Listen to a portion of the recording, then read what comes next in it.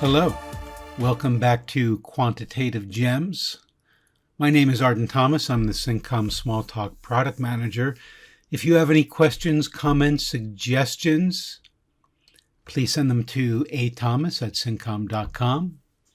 I'll do my best to answer them and respond in a timely manner. So Quantitative Gems, we're going to show you how to build applications and do numerical analysis using Cincom Smalltalk. So we'll typically analyze, do some number crunching on, and run some algorithms on stock data as an example. Today's topic is on performance. And in software development, performance is always important, especially when performance is an issue. So best practices on finding better performance. The first thing I want to note is that high-level changes at an architectural level, so changing, say, an algorithm or an approach at a very high level, typically has the biggest impact or benefit on performance. And Smalltalk is good for this because since you can do more with less, a lot of times your overall structure can be smaller and more obvious and easier to restructure or change. This is something we found over literally decades of Smalltalk development. Another thing is so on the next level down is different changes on a lower level, a non-architectural level, but getting down into, say, a code method. A method in Smalltalk is the equivalent of a function or procedure, and seeing where the time is spent. So what we're going to show you today is there's a great tool in Cincom Smalltalk or VisualWorks called the Profiler, and that'll show you where the time is being spent.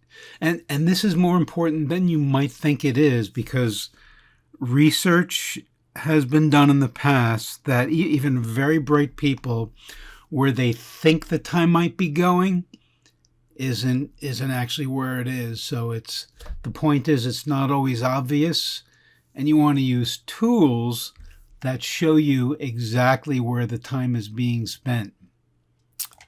So last time we did some work with Jay Capels, Jay on the Markets. We looked at some of his and we recreated some of his results.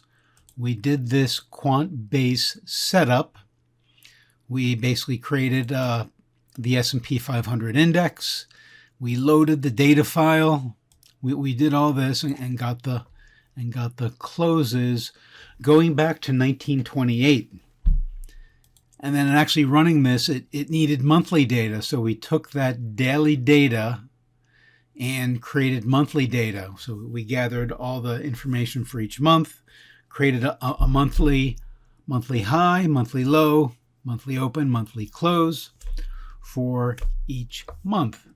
So in doing this, you might notice, let me run this and inspect the result. I'm running it, and it's running, and it's running. Okay, it's taking a little bit of time from 1927 all the way up to August 2020. So that's taking maybe more time than we'd like it to. So how much time? Well, let's take a look. If you take that expression and put it in square brackets, and to do something like that, you can take, just to give you a little tip, if you have XY, XYZ, and you want to put that in brackets, make sure Style as Smalltalk is turned on. Highlight whatever you want to put in brackets, and then just put a bracket.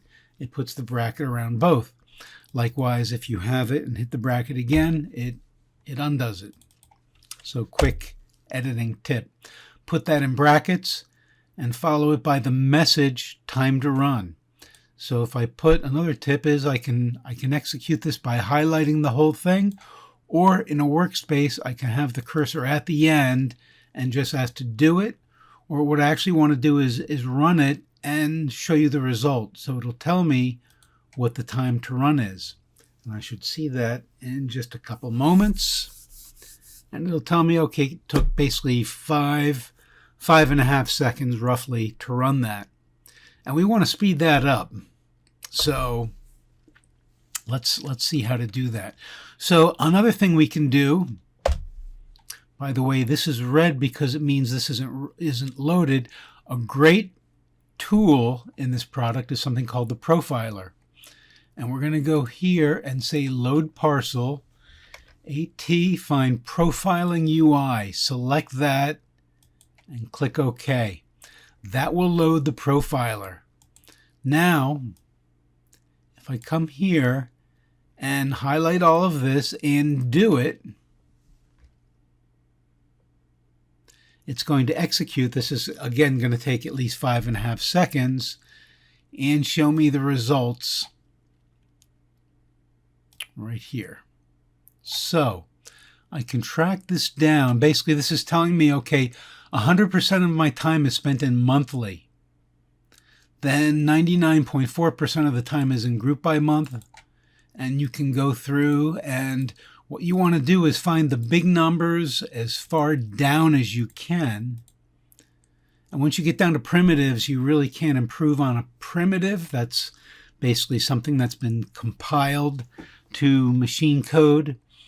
But we can see 93% of our time is spent in 4 dates. So what I want to do is say browse implementers of 4 dates, and there it is right there. So let's see what this does. We pass in a group of dates, and it goes through all our data, and our data is pretty large. How large? Let's take a look. I'm going to inspect SPX daily data. Let me inspect that. And let's see what the size, well, I can even say right here, self size, and print it. 23,270 items. So what we're basically finding is every time, and let's walk through this code. I'll show you what the problem is. Let's debug this. Gives me this SPX daily data. I'm going to step over that, so I've got all the daily data. Monthly, I'm going to step into this to see how it does it. So grouped by month. Let's go grouped by month. That's where the time is. So we're getting all the dates, and then we're basically getting the dates for the month. So that's very fast. Month group dates. So I have all the monthly dates. And what I'm going to do is, for each of those monthly dates, I'm going to get all the dates, the daily dates, that are in that month. So I do this how many times? Well, let's see how many times I do this. Inspect. Ooh. Over 201,000 times.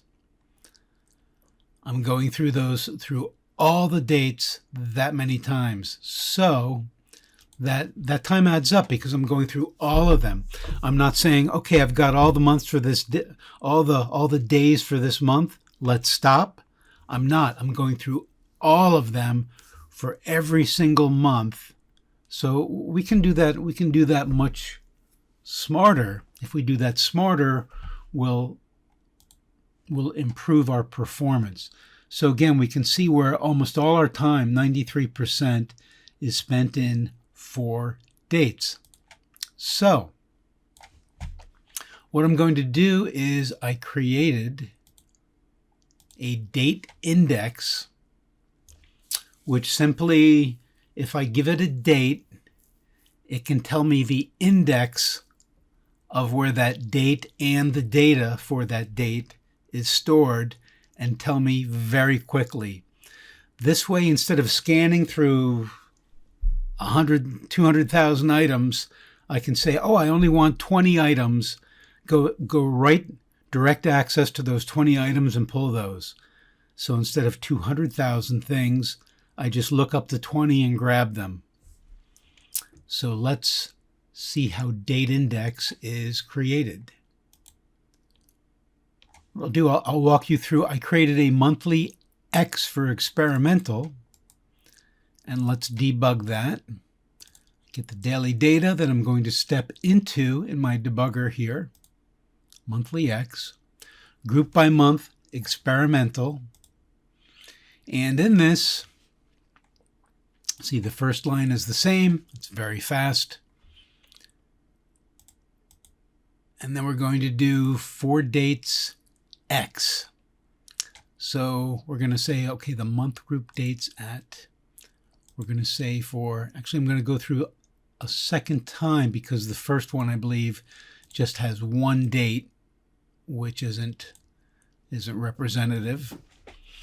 So I'm going to go into my cache and I'm going to get the date index. And if it's not there, you know what? Here, it's already been built since I ran that. I'm going to get rid of it by going in here and say, this variable is identity dictionary new, and accept that. Now I've replaced the cache. I've gotten rid of what was cached there. I'm going to start over. Self cache at that. It's not there, so we're going to build the date index. And what does that do? Well, date index for self. And I'm the series with all that data back to 1927. Self new for series. And we're going to walk through and say, okay, here's what I'm doing. I'm going to get the first date of the series and say as days.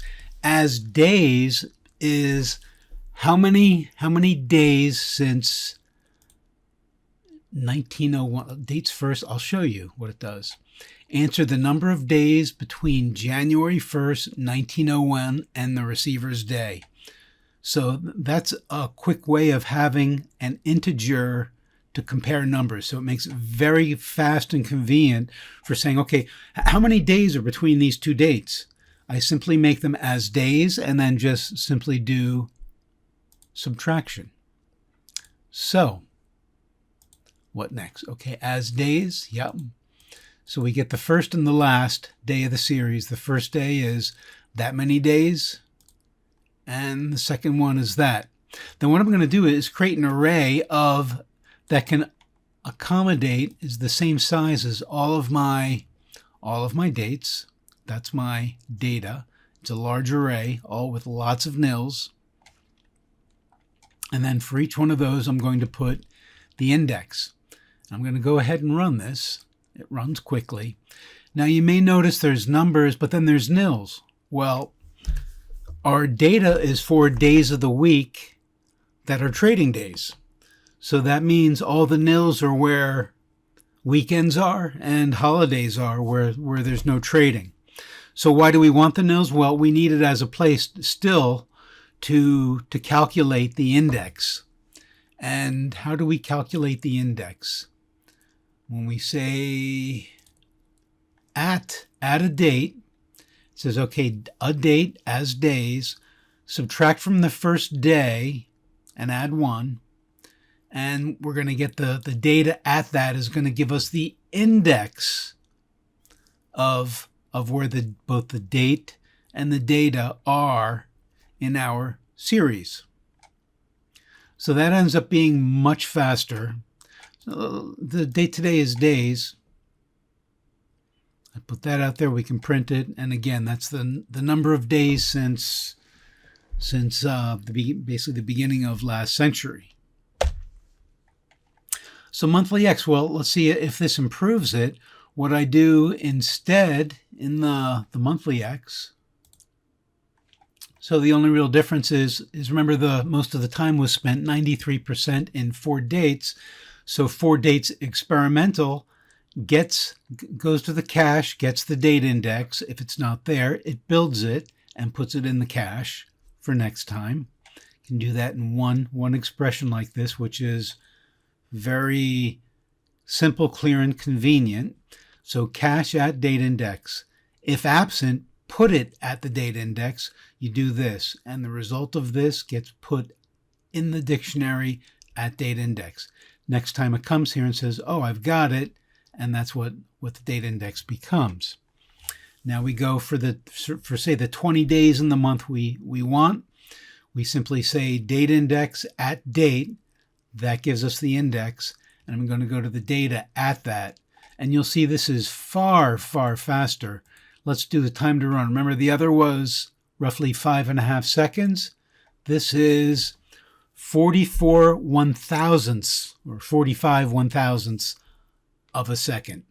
So massive, massive improvement in time. More than 2 orders of magnitude improvement in performance just by doing that. So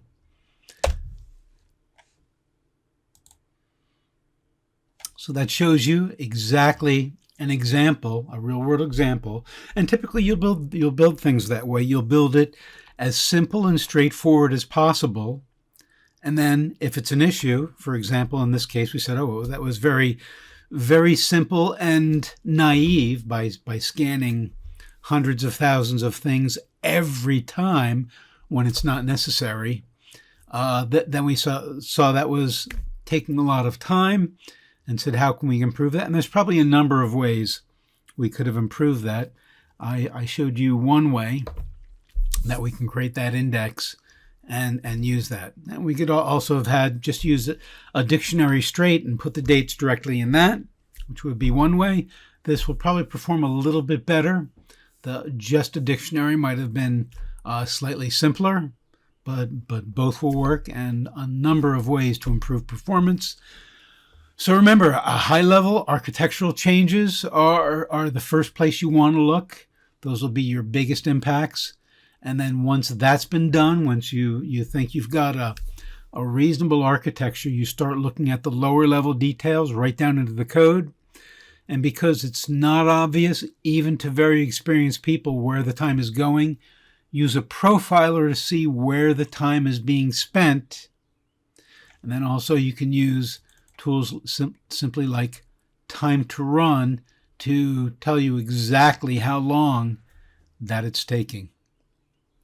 I hope you've enjoyed that. You can use these tools with any problem in Cincom Smalltalk.